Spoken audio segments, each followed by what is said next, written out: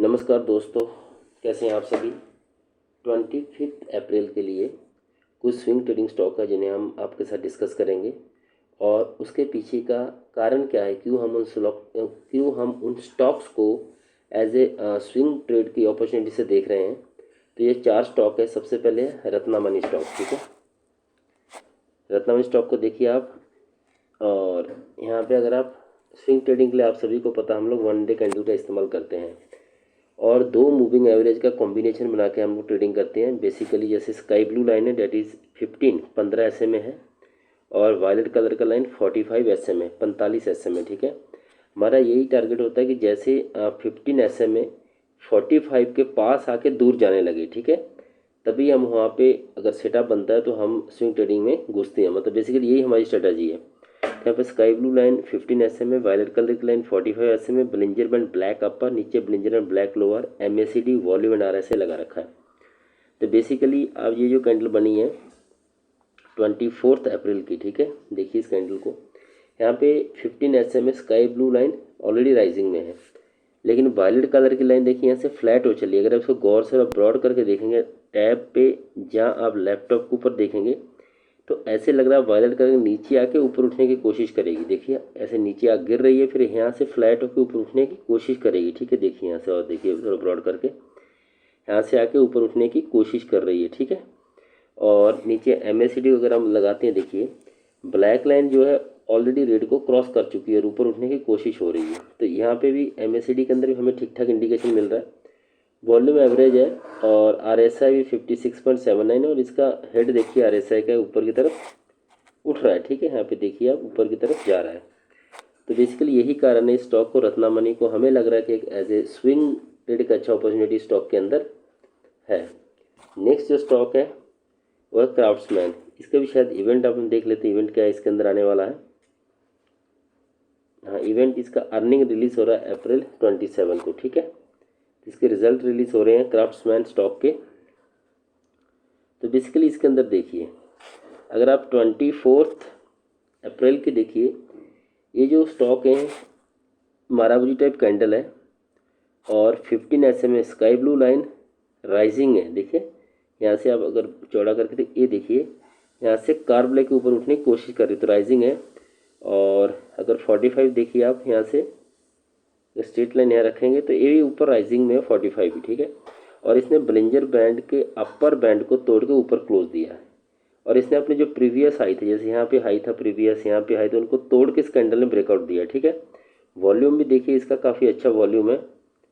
अगर इस वॉल्यूम को, दैट इज़ 138K, ठीक है, इस दैट इज़ 24 अप्रैल के वॉल्यूम को डिवाइड करेंगे आप प्रीवियस रेड कैंडल के, मतलब प्रीवियस रेड वॉल्यूम को, दैट इज़ 22 अप्रैल के। ठीक है, दोनों को आप डिवाइड करके देखेंगे कि इसमें वॉल्यूम में भी काफ़ी इजाफा हो रहा है। ठीक है, 5-6 टाइम्स इसका वॉल्यूम ज़्यादा हुआ, मतलब बाइंग ज़्यादा हुई है। तो ये भी एक कारण है कि इस स्टॉक को हम लोग MACD के अंदर, आप देखिए अभी नेक्स्ट चीज़, ब्लैक लाइन ऑलरेडी रेड को क्रॉस कर चुकी है। ठीक है, वॉल्यूम अच्छा है और RSI भी ऊपर राइजिंग मोड में है। तो इस स्टॉक के अंदर भी हमें एक अच्छी अपॉर्चुनिटी बनती हुई दिखाई दे रही है as a swing purpose. Next MRPL stock. MRPL stock के अंदर देखिए, ये जो कैंडल बनी है दैट इज़ 24 अप्रैल की, यहाँ पे वॉल्यूम काफ़ी अच्छा है और दोनों ही मूविंग एवरेज राइजिंग मोड में है। और MACD के अंदर देखिए ब्लैक लाइन ऑलरेडी रेड को क्रॉस कर चुकी है। ठीक है, और RSI भी आप देखिए राइजिंग है 64.98। बस इसका एक थोड़ा सा है कि ये कम से कम 9-10% हो रहा है इसका जो बेसिकली जहाँ हम बाइंग प्राइस GT ऑर्डर लगाओगे उससे माइनस स्टॉप लॉस करोगे, जो गैप आएगा, जो डिफरेंस आएगा, उसको डिवाइड बाई आपके बाइंग प्राइस से करो, इंटू 100 करोगे तो आपको परसेंटेज में मिल जाएगा। तो ये परसेंटेज का 9-10% है। बट देखिए इस स्टॉक के अंदर ऐसा काफ़ी बार हुआ है, प्रीवियस आप देखोगे दैट इज़ 14 फरवरी को, यहाँ पे देखिए इसका जो गैप होगा, मतलब इतनी बड़ी कैंडल बनी थी, उसका जो बाइंग प्राइस स्टॉप लॉस का गैप एज ए परसेंटेज तो भी 11-12% था। 3-4 दिन में स्टॉक के अंदर क्षमता है कि बेसिकली मैं स्विंग ट्रेडिंग के अंदर कोशिश करता हूँ 5-6% ही गैप हो। बट अगर कोई स्टॉक ऐसे होते हैं जिसमें 10% आता है, लेकिन स्टॉक का प्रीवियस हिस्ट्री बताता है कि स्टॉक 10% एक दिन में अगर ऊपर जाने की क्षमता रखता है, तो स्टॉक ठीक है, वर्दी ऑफ बाइंग आप बोल सकते हो। ठीक है, एज ए स्विंग पर्पस। तो ये MRPL स्टॉक है। नेक्स्ट है सूर्य रोशनी स्टॉक। तो यहाँ पे देखिए ये जो कैंडल बनी है, वॉल्यूम अच्छा ठीक ठाक है, 15 SMA स्काई ब्लू राइजिंग है। और ये वायलेट कलर के लिए 45 SMA देखिए, ये क्या कर रही है, यहाँ से आके शायद ऊपर उठेगी, शायद नीचे से आके ऊपर ऐसे swing as a oval shape बना के ऊपर उठेगी, ठीक है। पर इस स्टॉक में मुझे थोड़ा सा, बाकी सब अच्छा है, वॉल्यूम ठीक ठाक है। MACD अगर आप देखें तो MACD ब्लैक लाइन रेड से दूर जाने की कोशिश कर रही है, ठीक है।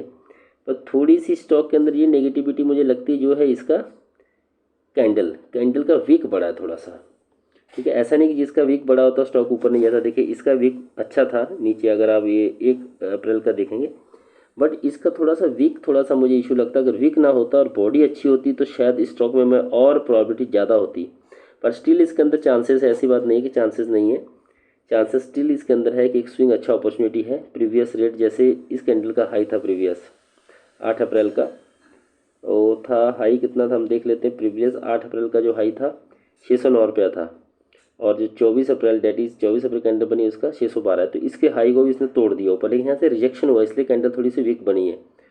तो आप दूसरी चीज़ यही है कि आपने किसी भी स्टॉक के अंदर अगर आप रिस्क लेते हैं 0.5% of your total capital in demat account से रिस्क नहीं लेना है। तो 0.5% आप कैपिटल निकालिए और उसमें आप स्टॉप लॉस और टारगेट जो होता है उसका डिफरेंस होता है, उसको डिवाइड करके देखिए, उतनी ही क्वांटिटी आपने बाइंग करनी, ताकि अगर स्टॉक आपकी स्ट्रैटेजी के अगेंस्ट चला जाए, ठीक है, तो आपको जो लॉस हो, मैक्सिमम कितना लॉस हो आपको पहले पता होना चाहिए, ठीक है। स्टॉक मार्केट के अंदर 100% किसी चीज़ की गारंटी नहीं होती है। हम सिर्फ स्ट्रैटेजी को या मल्टीपल इंडिकेटर यूज़ कर से केवल अपनी अपनी प्रोबेबिलिटी, चांसेस ऑफ विनिंग हम बढ़ा सकते हैं। 100% गारंटी नहीं है, जैसे किसी गेम के अंदर 100% गारंटी नहीं होती कि हम उस गेम में विन करेंगे, बट चांसेस होते हैं। तो बेसिकली स्टॉक मार्केट के अंदर भी चांसेस होते हैं।